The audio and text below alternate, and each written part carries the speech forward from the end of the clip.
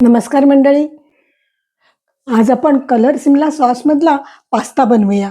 गरम पॅन मध्ये olive oil घेतलंय, थोडं बटर, शहाजिरा, बारीक चिरलेला कांदा,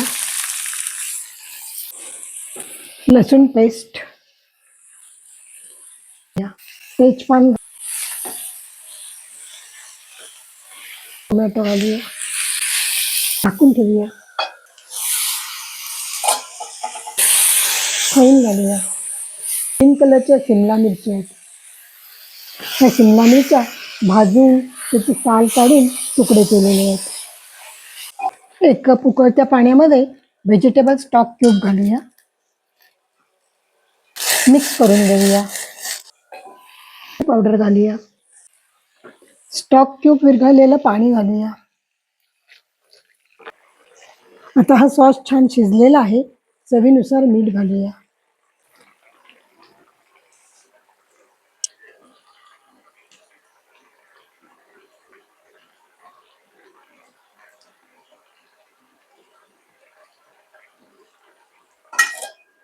झाकून ठेवूया.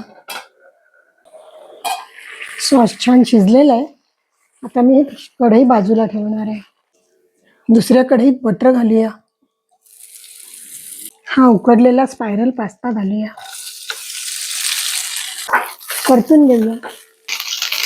परतलेल्या पास्त्यामध्ये कलर सिमलाचा सॉस घालूया, मिक्स करूया. पास्ता तयार आहे. सर्विंग बाउल मध्ये काढूया.